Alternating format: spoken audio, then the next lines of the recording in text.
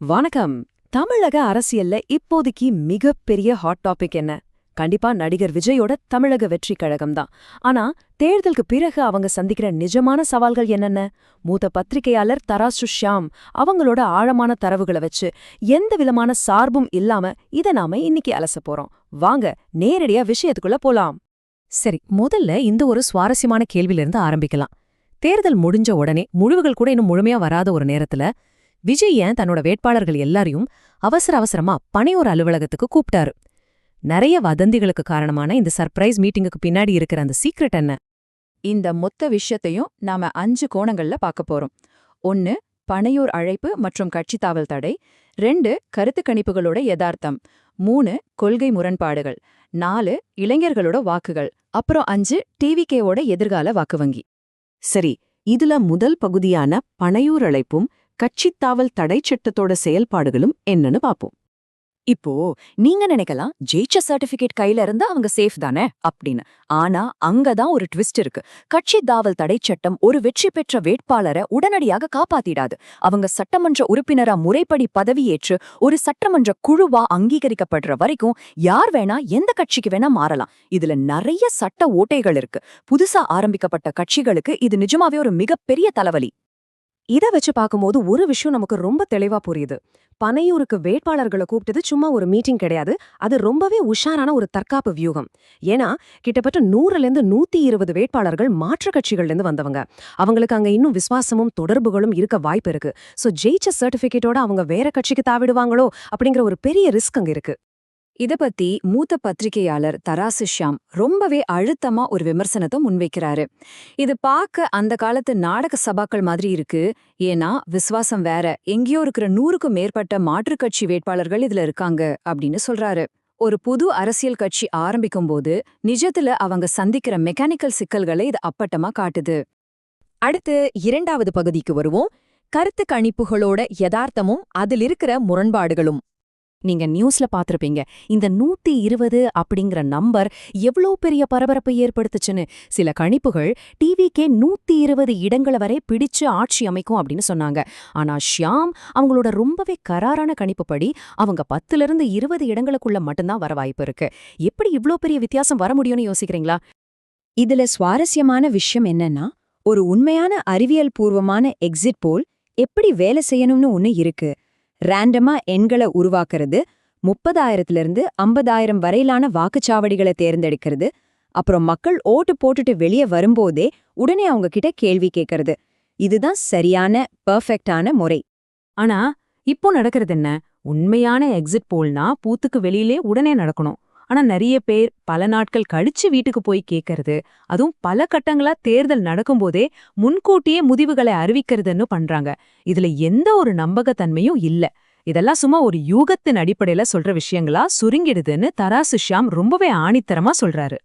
இன்னொரு முக்கியமான விஷயம் இருக்கு. அதுதான் ஹிடன் வோட்டர், அதாவது மறைக்கப்பட்ட வாக்காளர்னு சொல்லுவாங்க. குடும்பத்துல இருக்கிறவங்க சொல்றாங்கன்னு உள்ள போய் ஒருத்தருக்கு ஓட்டு போட்டுட்டு வெளியே வந்து சர்வே எடுக்கிறவங்க கிட்ட வேற ஒரு கட்சிக்கு ஓட்டு போட்டதா சொல்றது ரொம்ப சகஜம். குறிப்பா அந்த இளைஞர்கள் அவங்களோட உண்மையான ஓட்ட மறைக்கிறாங்க. இதுதான் பல கருத்து கணிப்புகள் டோட்டலா ஃபெயில் ஆகுறதுக்கு முக்கிய காரணம்.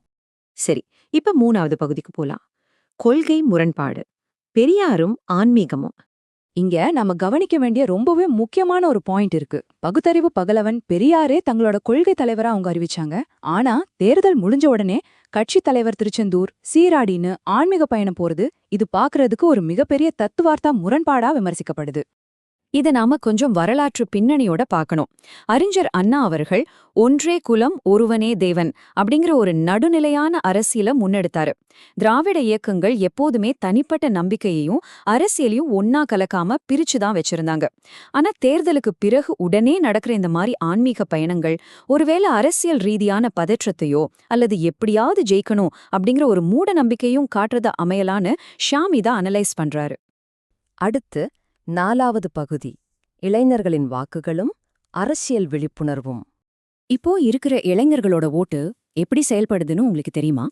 20ஆம் நூற்றாண்டுல இருந்த மாதிரி தீவிரமான களப்போராட்டங்களோ மாணவர் இயக்கங்களோட வரலாற்று பின்னணியோ இப்போதைய தலைமுறைக்கு அவ்வளவா கிடையாது. இவங்க பெரும்பாலும் ஸ்மார்ட் போன்ஸ், சோஷியல் மீடியா அல்காரிதங்கள் மூலமா தான் அரசியல் விழிப்புணர்வே அடைறாங்க. அதனால அடிமட்ட அரசியலை விட ஆரம்பத்துல அவங்கள ஈர்க்கிறது அந்த சினிமா கவர்ச்சி மட்டும்தான். கடைசியா ரொம்பவே முக்கியமான 5வது பகுதிக்கு வந்தாச்சு. டிவிகேவின் எதிர்கால வாக்கு வங்கி. இந்த பலமுனை போட்டியில தேர்தல் கணக்குகள் எவ்வளவு கடுமையானவேன்னு நாம கண்டிப்பா பார்க்கணும். ஒரு 20% வாக்குகள் வாங்குறதுங்கிறது உண்மையிலேயே பெரிய விஷயம்தான். ஆனா அது வெற்றியை கன்ஃபார்ம் பண்ணிடாது. ஏன்னா 35% வாங்குற கட்சி ஜெயிக்கும், 25% வாங்குறவங்க 2வது இடத்துக்கு போவாங்க, 20% வாங்குற கட்சி 3வது இடத்துக்கு தான் தள்ளப்படும். இதுதான் களத்தில் இருக்கிற நிஜமான தேர்தல் கணிதம். இதுல தராசு ஷியாம் அவங்களோட டேட்டா அடிப்படையிலான ரியலிஸ்டிக் கணிப்பு என்னன்னா, டிடிபிகே அதிகபட்சமா ஒரு 10-12% வாக்குகளை தான் பெற வாய்ப்பு இருக்கு. அப்படி பார்த்தா இது அவங்களை ஏற்கனவே தமிழ்நாட்டுல ஸ்ட்ராங்கா இருக்கிற கட்சிகளுக்கு பின்னாடி தான் கொண்டு போய் வைக்கும். மிச்சம் இருக்கிற 88% வாக்குகள் மற்ற கட்சிகளுக்கே போயிடும். இதுல இன்னொரு பிராக்டிக்கலான விஷயம் இருக்கு. டிஎம்கே கொடுத்த தேர்தல் வாக்குறுதிகளை அப்படியே நிறைவேற்றணும்னா இப்போ இருக்கிற தமிழ்நாடு அரசோட பட்ஜெட்டை விட கிட்டத்தட்ட 10 மடங்கு அதிக நிதி தேவைப்படும். இத வச்சு பார்க்கும்போது பெரிய அளவுல பொருளாதார கணக்கீடுகள் இல்லாம தான் இந்த வாக்குறுதிகள் சொல்லப்பட்டிருக்கு அப்படிங்கிறது ரொம்பவே வெளிப்படையா தெரியுது. நாம இப்போ இந்த அலசலோட இறுதிக்கு வந்துட்டோம். கடைசியா நீங்க யோசிக்க வேண்டிய ஒரு முக்கியமான கேள்வி ஒன்னு இருக்கு. ஒருவேளை டிவிகே 10-12% வாக்குகள் மட்டும் வாங்கி அவங்க எதிர்பார்த்த அந்த பிரம்மாண்ட வெற்றியை பெற தவறுனா அவங்களால இதே எனர்ஜிய, இதே உத்வேகத்தை தொடர்ந்து மெயின்டைன் பண்ண முடியுமா? 2029ஆம் ஆண்டுக்குள்ள அவங்க மற்ற கட்சிகளோட கூட்டணி அமைச்சு ஒரு கிங் மேக்கரா மாறுவாங்களா? இந்த கேள்விக்கான பதில்தான் தமிழ்நாட்டு அரசியலோட அடுத்த கட்டத்தையே தீர்மானிக்க போகுது. இந்த அலசல் உங்களுக்கு புதுவிதமான பார்வையை கொடுத்திருக்கோம் நம்புறேன். மீண்டும் சந்திப்போம்.